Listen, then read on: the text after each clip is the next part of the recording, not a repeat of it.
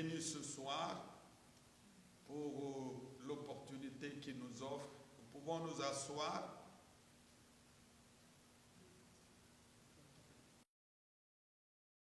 Nous sommes dans la joie, encore une fois, de nous retrouver aujourd'hui pour partager la parole de Dieu, qui est une source de bénédiction, qui est la clé de la réussite dans la vie chrétienne. Nous allons lire ce soir les Écritures dans le livre de Josué, chapitre 1, à partir du verset 1 jusqu'au verset 9. La parole de Dieu dit ceci: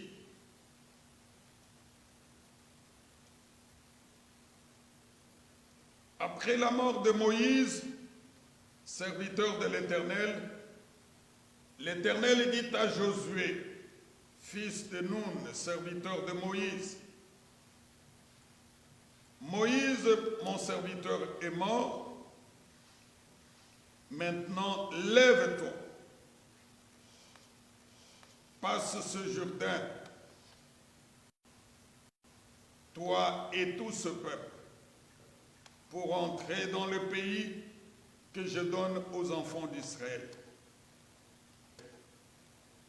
Tout lieu que foulera la plante de vos pieds, je vous les donne comme je l'ai dit à Moïse.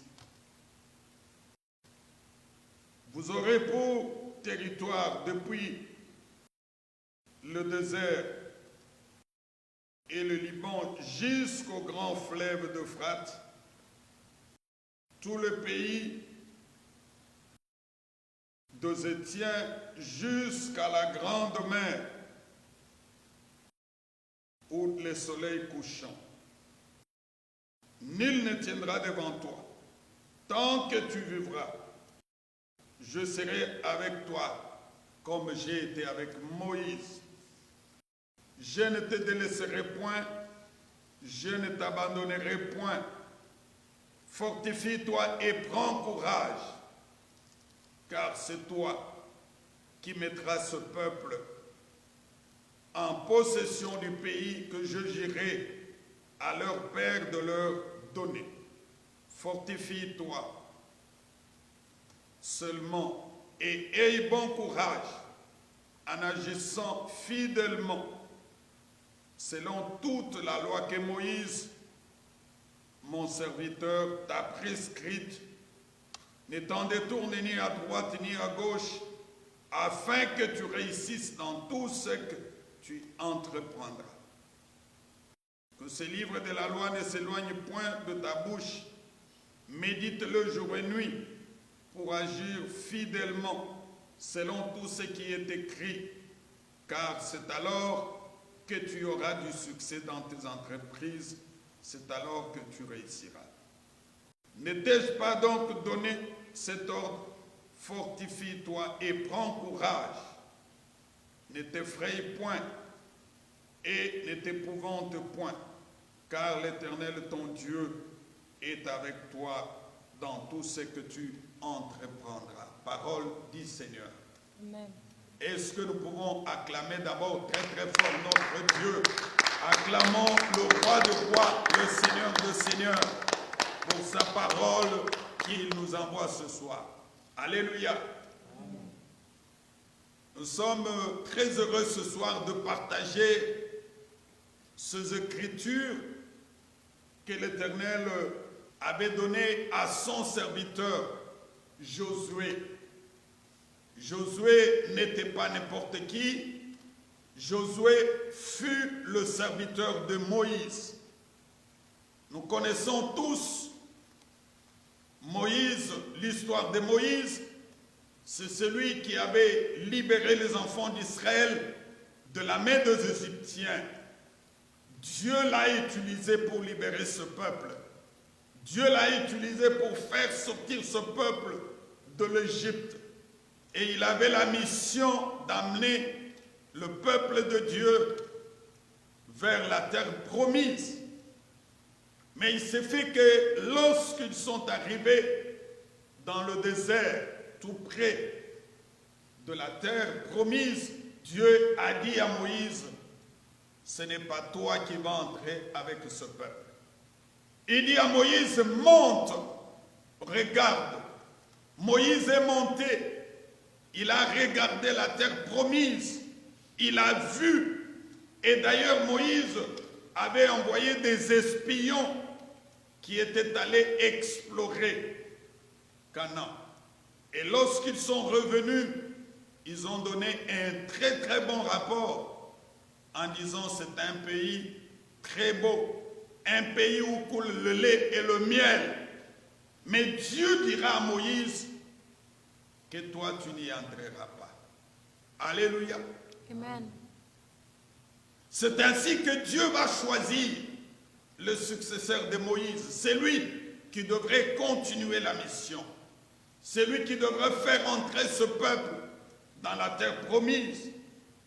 Et cet homme-là s'appelait Josué. Dieu n'avait pas choisi n'importe qui. Dieu avait choisi quelqu'un qui était à côté de Moïse. Quelqu'un qui était son serviteur, qui avait écouté le langage de Dieu, qui voyait ce que Dieu était en train de faire avec Moïse. C'est celui-là que Dieu avait choisi. C'est pour te dire que Dieu s'est choisi de personnes qu'il veut lorsqu'il veut éclater sa gloire. Est-ce qu'on peut dire Amen? Amen. Notre thème de ce soir est intitulé « Fortifie-toi et prends courage ». Ce soir, le Seigneur nous envoie ce message pour nous fortifier, pour nous donner courage. Nous, parfois, qui sommes en train de se décourager, en train de s'affaiblir, en train de penser que Dieu n'est pas avec nous, que Dieu nous a abandonnés, que Dieu nous a tourné le dos.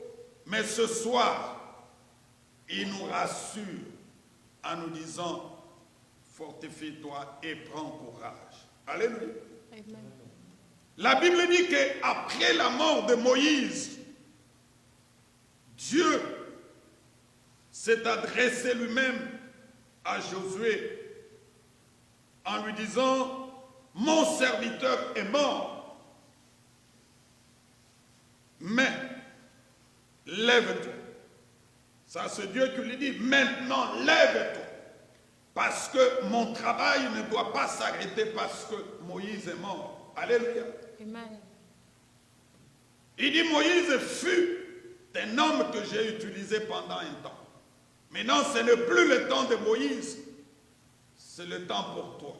Je suis venu t'annoncer ce soir, c'est ton temps. Il ne faut pas croire que c'est le temps de Moïse, non, c'est le temps de Josué. Et Josué, c'est toi mon frère, c'est toi ma soeur qui me suis ce soir. Le Seigneur te dit, c'est ton temps. Le temps est arrivé pour que je puisse t'utiliser. Le temps est arrivé pour que je puisse travailler avec toi. Le temps est arrivé pour que tu annonces la parole de Dieu ici aux États-Unis où le Seigneur t'a amené pour que tu puisses travailler pour lui. Est-ce qu'on peut dire Amen? Amen. Amen très fort. Amen. Il dit lève-toi, passe le Jourdain, toi et tout ce peuple, parce que le moment est arrivé pour que tu puisses entrer avec ce peuple dans le pays que je les avais promis. Vous savez, Dieu promet, mais il finit toujours par accomplir sa promesse. L'homme de ce monde peut promettre, ton père peut promettre, ta mère, tes frères, ton mari peut te promettre et ne pas réaliser. Mais quand Dieu promet, il finira par accomplir sa promesse. Surtout lorsque tu marches avec lui, lorsque tu marches selon sa parole, lorsque tu obéis à sa parole, Dieu finit toujours par accomplir ses promesses. Et il dit à son serviteur la première des choses. Il lui dit, tout lieu, ça c'est Dieu. Il dit, tout lieu où foulera la plante de vos pieds, je vous les donne comme je l'ai dit à Moïse.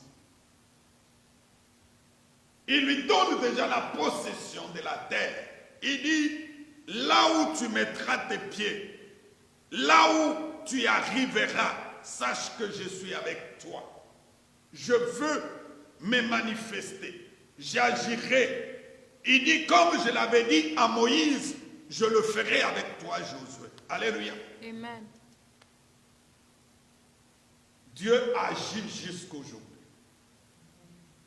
Il agit jusqu'aujourd'hui. Et en plus de cela, il lui montre maintenant le territoire qu'Israël va occuper. Il dit, vous occuperez le territoire depuis le désert et le Liban jusqu'au grand fleuve. Il devrait montrer à son peuple l'espace qu'il doit occuper. Amen. Amen. Ta place est ici. Dieu ce soir te dit encore une fois que ta place est là. Ta place est parmi les enfants de Dieu. Ta place est parmi les élus de l'Éternel. Ta place est parmi ceux-là qui doivent montrer la grandeur et la gloire de Dieu. Amen. Amen. Et il va plus loin en lui disant, comme je t'ai confié cette responsabilité, sache que nul ne tiendra devant toi. Alléluia. Amen. Alléluia. Amen. Quand tu es avec Dieu, Dieu marche avec toi. Dieu se manifeste toujours dans ta vie. Dieu agira. Il lui dit, nul ne tiendra devant toi. Ça, c'est Dieu qui le rassure.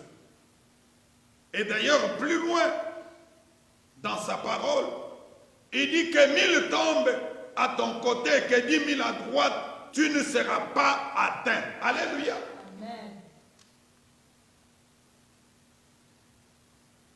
Il dit, 1000 tombent à ta droite. 10 000. Et tu ne seras pas atteint. Dieu est en train de rassurer son serviteur. Ce soir, ce n'est pas Josué. Ce soir, c'est moi, Jacques. C'est maman Delphine. C'est papa Delix. C'est papa Isaïe. C'est maman Karine. C'est maman Nel. C'est maman Jackie. Ce soir, le Seigneur est en train de nous rassurer. Il est en train de nous dire que nul ne tiendra devant toi. Et plus loin, il dit, je ne te laisserai point, je ne t'abandonnerai point. Dieu ne pourra pas nous délaisser. Dieu ne pourra pas nous abandonner parce que nous sommes ses enfants. Il veille sur nous jour et nuit. Il est en train de nous protéger. Il ne permettra pas que quiconque puisse nous toucher. Et surtout, si nous marchons avec lui, si nous marchons dans l'obéissance de sa parole, si nous marchons dans la crainte de Dieu. Parce que dans le parcours des enfants d'Israël, à chaque fois qu'Israël cherchait d'abandonner Dieu, Dieu n'était pas avec eux. Lui-même le dit dans sa parole, je serai avec toi quand tu seras avec moi. Si tu m'abandonnes, moi aussi je fais quoi? Je t'abandonne. Il dit, fortifie-toi et prends courage. Oh, mes bien-aimés, quelle que soit la tempête qui souffle, quels que soient les temps difficiles que nous traversons, quel que soit les Covid-19, quelle que soit la situation, le Seigneur nous rassure. Quels que soient les confinements, il nous dit, fortifie-toi et prends courage. Alléluia. Amen. Qu'est-ce qui nous séparera de l'amour du Seigneur?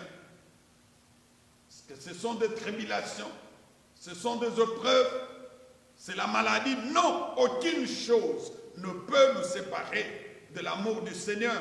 Parce que nous savons que Dieu est avec nous. Le Seigneur est avec nous. Le Seigneur nous rassure. Le Seigneur nous parle. Le Seigneur nous dit qu'il est avec nous. Il dit fortifie-toi et prends courage. Alléluia. Ah, acclamons très très fort. Acclame très très fort notre Dieu. Parce qu'il est là. Il est là. Il est là. Amen. Bien-aimés, qu'aucune chose ne puisse pas nous ébranler, que nous ne puissions pas penser que Dieu n'est pas avec nous. Il dit fortifie-toi et seulement. Et bon courage en agissant fidèlement selon toute la loi que Moïse, mon serviteur, t'a prescrite. Parce que Moïse avait montré aux enfants d'Israël la loi. La loi, c'est quoi? C'est la parole de Dieu. Il insiste.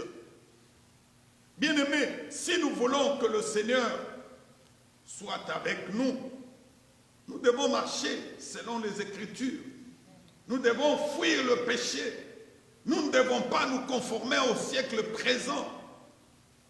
Nous ne devons pas vivre comme les autres vivent, non. En tant qu'enfants de Dieu, il faut qu'il y ait la différence entre nous chrétiens et les païens. Il faut qu'on puisse remarquer effectivement que Christ vit en nous. Que ce soit dans le langage, dans la manière de se comporter.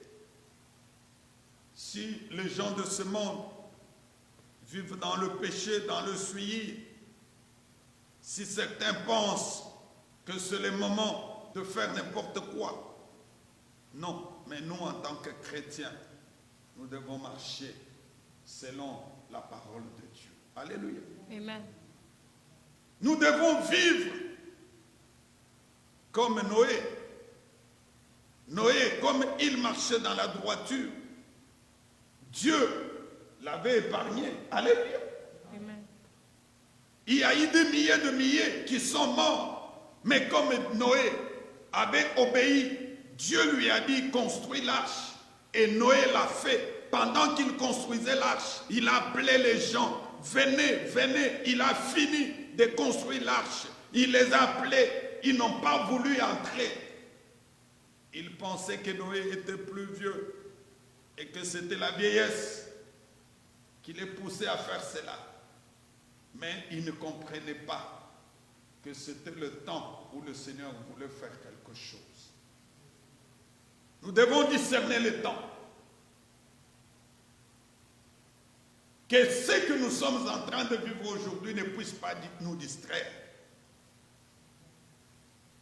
Que le désir, peut-être le fait de constater que notre vie est en train de s'améliorer par rapport à la vie qu'on avait autrefois, que cela ne puisse pas amener la distraction dans notre vie. Au contraire, ça doit nous pousser encore à nous accrocher à Dieu, à marcher avec lui, à marcher dans la crainte, à vivre selon la parole de Dieu. Et c'est ainsi que le Seigneur va nous épargner à tout ce qui peut nous arriver, comme il avait épargné Noé avec toute sa famille. Il dit que ce livre de la loi ne s'éloigne point de ta bouche, médite-le jour et nuit, pour agir fidèlement selon tout ce qui est écrit. La question que je te pose ce soir, as-tu l'habitude de méditer la parole de Dieu? Est-ce que nous le faisons chaque jour? Parce que c'est une nourriture. Et d'ailleurs, je voudrais te dire que notre énergie spirituelle dépendra de notre nourriture spirituelle. De la manière dont nous nourrissons spirituellement, c'est de cette manière-là que nous allons aussi grandir, que nous aurons la force spirituelle. C'est de cette manière-là que nous allons affronter les difficultés qui vont se présenter le long de notre parcours. Avons-nous le temps de méditer la parole de Dieu ou nous avons seulement le temps à aller travailler? Parce qu'aux États-Unis, tout le monde est trop busy. Je suis occupé, je dois chercher l'argent. Je dois chercher l'argent, je dois envoyer l'argent à ceux qui sont en Afrique. Je dois faire ceci, on a autant de projets. C'est une opportunité, ce n'est pas mauvais. Mais est-ce que nous avons aussi le temps de chercher la face de Dieu? Nous avons le temps de nous concentrer aussi dans la méditation de la parole de Dieu, dans la prière. Combien de temps prenons-nous dans la prière? Nous prions pendant combien de temps? Parce que Jésus, qui est notre modèle, commençait sa journée par la prière. Et il passait des nuits entières en train de prier. Est-ce qu'aujourd'hui nous le faisons? Ou nous passons plus de temps devant l'Internet en train de suivre ce qui se passe dans le monde? Il y a eu ceci en Europe, il y a eu ceci en Asie, en Océanie, en Afrique. Oui, c'est bien. C'est mieux aussi que nous consacrons plus du temps dans la méditation de la parole de Dieu. Et surtout, dans la prière. La prière est très nécessaire. Lorsque Dieu disait à Josué que nul ne tiendra devant toi, il savait que Josué est un homme de prière. Parce que la prière est une arme très efficace pour un chrétien. Lorsque tu pries, tu tiendras. Lorsque tu pries, tu vas affronter l'adversaire. Lorsque tu pries, tu vas vaincre l'ennemi qui est en train de te combattre chaque jour. Lorsque tu pries, le péché ne pourra pas dominer sur toi. Lorsque tu pries, tes ennemis, tes adversaires seront dans une confusion totale. Si parfois le Seigneur pouvait nous ouvrir les yeux spirituels pour que nous puissions voir le degré du combat que nous avons, je crois que nous n'allons pas être distraits. Nous devrions demeurer plus dans la prière. Il dit, je ne t'ai pas donné cet ordre, fortifie-toi, prends courage, ne t'effraie point, car l'Éternel est avec toi dans tout ce que tu entreprendras. Bien-aimés, la méditation de la parole de Dieu est très très importante. Plus vous vous nourrissez de la parole de Dieu, plus vous aurez la force et vous serez inébranlable. Nous devons méditer la parole de Dieu. Nous devons prier. D'ailleurs, dans le livre de 1 Thessaloniciens, chapitre 5, verset 17, la parole de Dieu nous dit « Priez sans cesse ». Nous devons prier, prier, prier. À tout moment, nous devons prier. C'est avec la prière que nous allons vaincre l'ennemi. Nous devons prêter notre attention à ce que Dieu nous dit, à ce que Dieu nous montre à chaque instant, parce que Dieu nous révèle beaucoup de choses dans notre... Lorsque tu es devant la face de Dieu, il n'y aura pas de surprise. Dieu va te révéler, Dieu va te montrer tout ce que l'ennemi, tout ce que tes adversaires sont en train de programmer. Ça te donnera l'opportunité, le temps de prier, d'affronter. Il n'y aura pas de surprise dans nos vies lorsque nous prions. Oh, je me rappelle autrefois, lorsqu'on venait de se convertir, on avait beaucoup de temps dans la prière. Est-ce que nous le faisons encore aujourd'hui? Est-ce que nous le faisons encore aujourd'hui? On avait plus les ailes d'évangéliser. Chaque jour, on voulait amener quelqu'un vers le Seigneur. Aujourd'hui, est-ce que nous le faisons? Parfois, on n'a plus le temps. Non, nous devons aller de mieux en mieux. Le souci du Seigneur est que nous progressons, nous avançons. Le Seigneur ne veut pas que nous régressons, non. La vie chrétienne, c'est une vie de progrès, c'est une vie de succès en succès. Nous devons avoir le succès sur le plan spirituel, sur le plan physique, sur le plan familial, sur le plan financier. Et c'est ainsi que le Seigneur va se glorifier dans notre vie du jour au jour. Alléluia. Amen. La méditation de la parole de Dieu est très très importante parce qu'elle clarifie notre compréhension et corrige aussi notre conduite. Vous savez, tu peux lire la parole de Dieu, elle te corrige directement, sans que le pasteur te prêche, sans que quelqu'un te parle. Tu lis, et ce que tu lis, c'est conforme à ce que tu fais. Tu te dis, non, non, non, il faut que je change ma vie. Voilà l'importance. La méditation de la parole de Dieu, c'est un remède. Lorsque tu es malade, tu lis la parole de Dieu va te soigner. Tu vas te sentir soulagé, tu vas te sentir ouf, gloire à Dieu, parce que tu as médité la parole de Dieu. Elle lutte contre les faiblesses, parfois spirituelles que nous avons. Quand tu lis la parole de Dieu, tu sens que toutes les faiblesses spirituelles sont parties.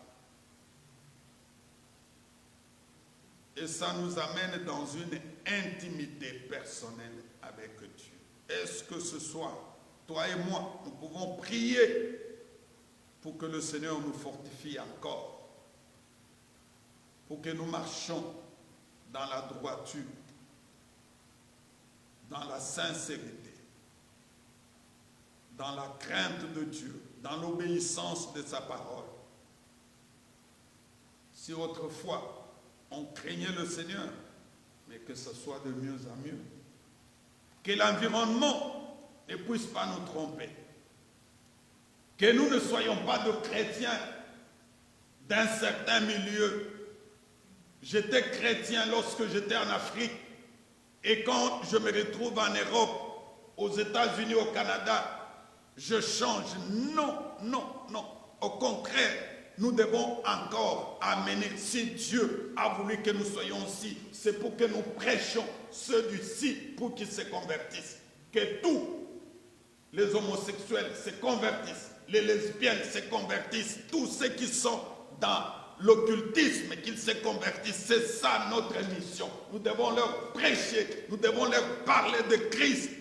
N'ayons pas honte de parler de Christ à ceux qui ne sont pas encore convertis. Moi, j'estime que la vraie parole que nous puissions prêcher dans un pays comme les États-Unis, c'est la repentance, c'est amener les gens à se convertir. Parce que tu ne vas pas dire à quelqu'un, soyez bénis. Non.